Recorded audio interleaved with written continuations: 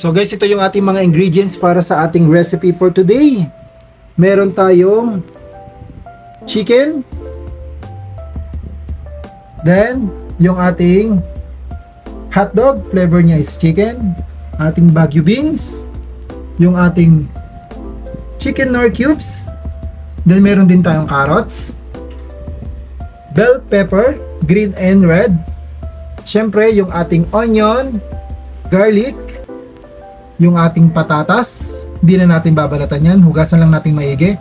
Then, sasamahan din natin yung ating olive green at saka yung black olive. Syempre, ito yung ating quick and easy apritada sauce.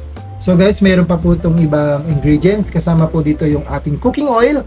So guys, dahil kumpleto na, tara, samahan nyo na ako magluto. So ayan guys, nagpainit na tayo ng ating cooking pan. Lagyan natin ng cooking oil. Ayan, lagyan natin ng konti. Ngayon, mainit na yan. Ang ating gagawin ay lalagyan na natin yung ating onion.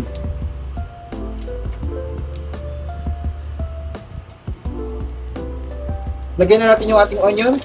Ay, yung garlic pala, sorry. Yan, ipa-golden brown lang natin.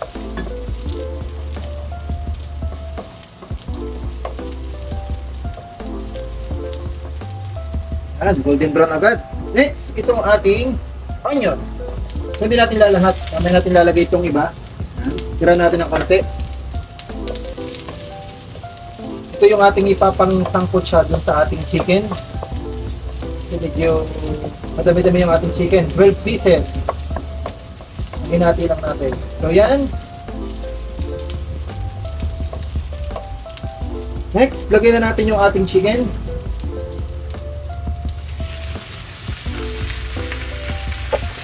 Ating ipasangkot pa lang yan.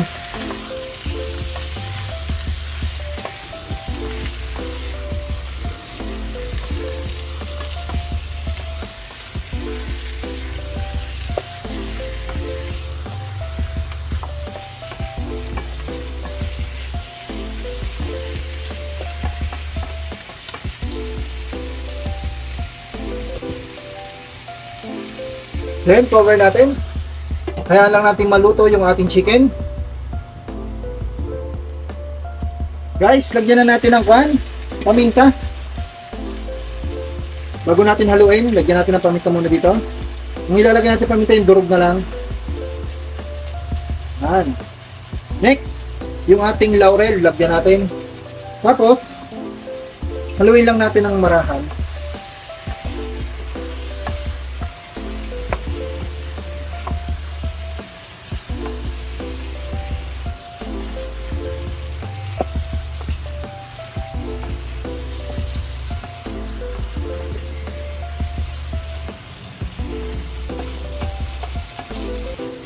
Ayan, kung napapansin nyo, nagtubig na siya. Pwede na natin ilagay yung ating carrots. Tsaka yung ating patatas. Para sabay siyang lumambot.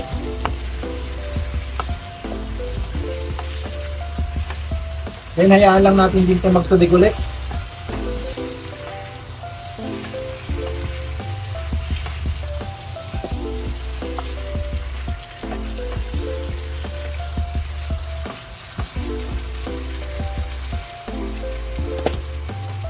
Then, cover lang ulit natin.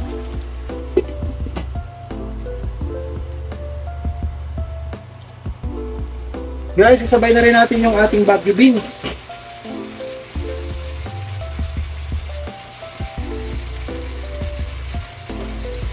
Then, mix ulit natin.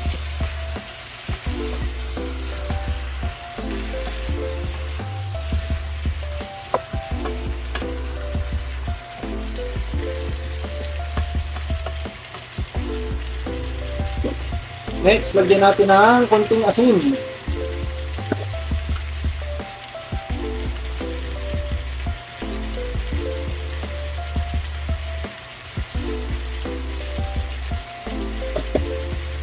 Ngayon, mamaya na natin haluin. Cover lang ulit natin.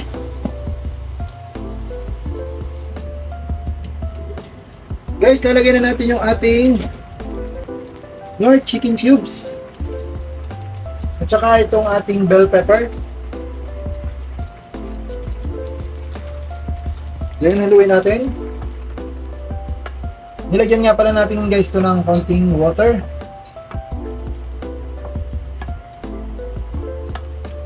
Daming gulay. Then lalagyan na natin din tong ating black olive. Saka yung ating green olive.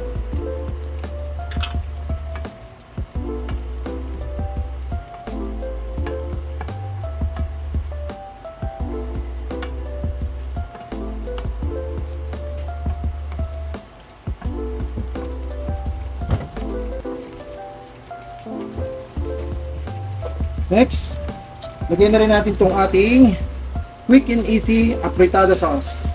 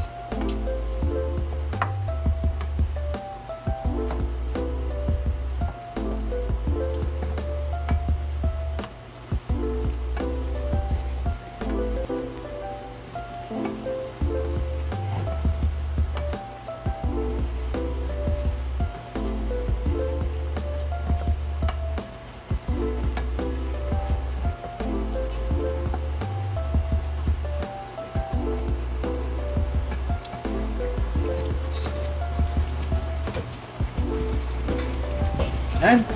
Cover lang natin guys.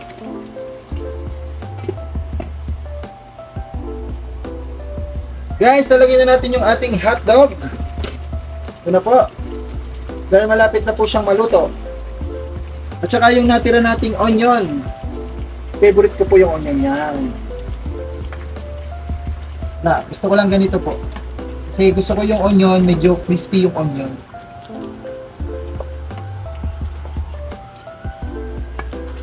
Ayan guys, ito po yung ating recipe for today, ang apritadang manok.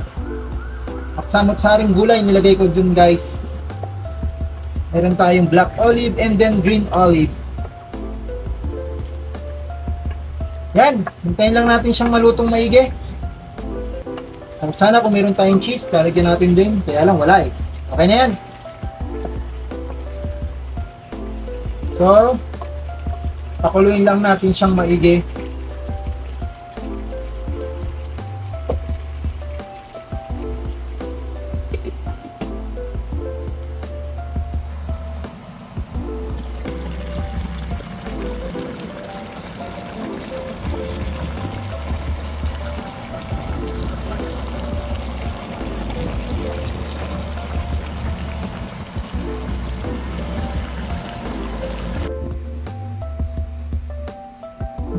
Guys, ito na po yung ating bagong recipe for today, ang ating apritadang manok.